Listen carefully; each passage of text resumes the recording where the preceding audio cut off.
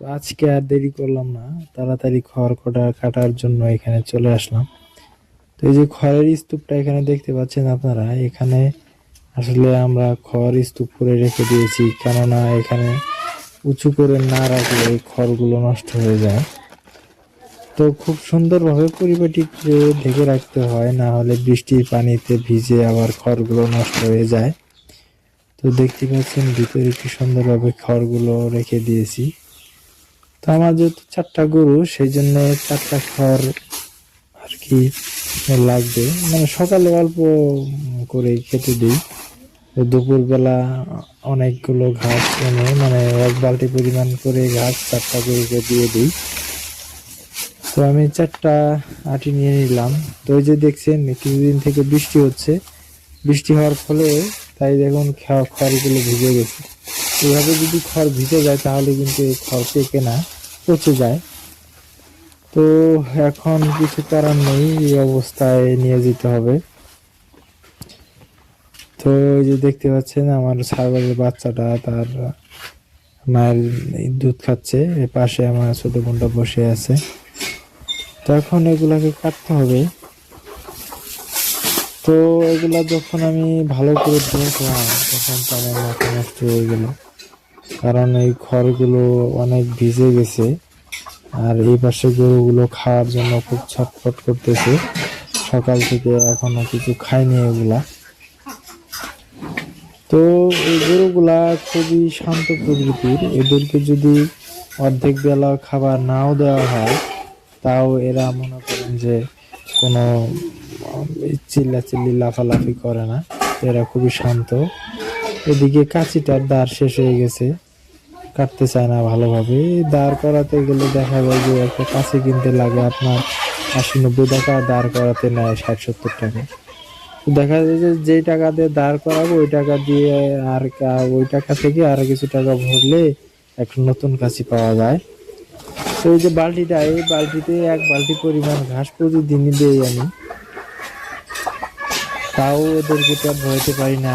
এই দেখেন কি অবস্থা, খড়গুলো তো ভিজতে ভিজতে তার পাশাপাশি বালু জমে গেছে। এই অবস্থায় যদি আমি গরুকে দিই খাইতে, তাহলে এগুলা খাওয়ার পর গরুর পেটের সমস্যা হতে পারে।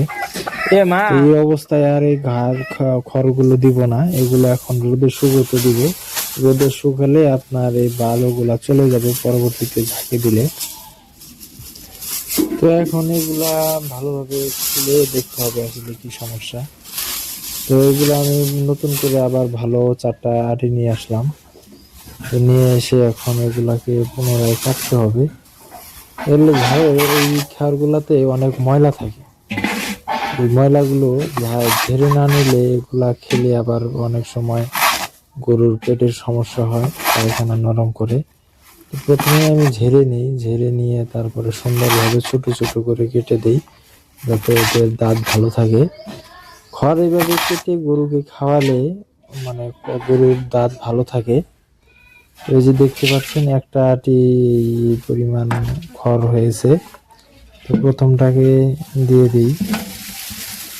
এগুলো আসলে সামান্য পরিমাণ, যদিও এগুলাতে ওদের কিছু হয় না, এদের পেট অনেক বড়। তো তবুও সকালে হালকা পরিমাণ দিলাম, এরপরে কাঁচা ঘাস দিব। আর ঘাসও পুরো তেমন ঘাস নাই, আগের মতো ঘাস নাই, ঘাসও কমে এসেছে, অল্প কিছু ঘাস আছে। এগুলা দিয়েই কাজ চালাতে হবে। তো অপর দিকে দেখেন একটা গরুর ছাড়িতে দেখুন কোথা থেকে যেন একটা ইঁদুরের বাচ্চা এসে পড়েছে। ইঁদুরের বাচ্চাটা দেখে আমি খুবই অবাক হয়ে গেছি যে কিভাবে আসলে এটা এই ছাড়ির ভিতরে, হয়তো বা রাতে উপর থেকে পড়ে গিয়েছে ইয়েটা। তো গরুটা এই ইঁদুরের বাচ্চাটাকে দেখে প্রতিনিয়ত ভয় পাচ্ছে, এটা আমি খেয়াল করি নাই। তো এখন এই ইঁদুরের বাচ্চাটাকে এখান থেকে সরাতে হবে। উপর দিকে দেখুন দামড়াটা আমাকে দেখে পাগল হয়ে যায়, গোলা আমার দিকে আগায় দেয় যাতে আমি একটু মানে চড়িয়ে দিই। তো এখন এই ইঁদুরটাকে এখান থেকে সরাতে হবে। এখান থেকে যদি ইঁদুরটা আমি না সরাই তাহলে এটা এখানেই থেকে যাবে, গরু ওই ভয়ে কিছু খাইতেই চাবে না।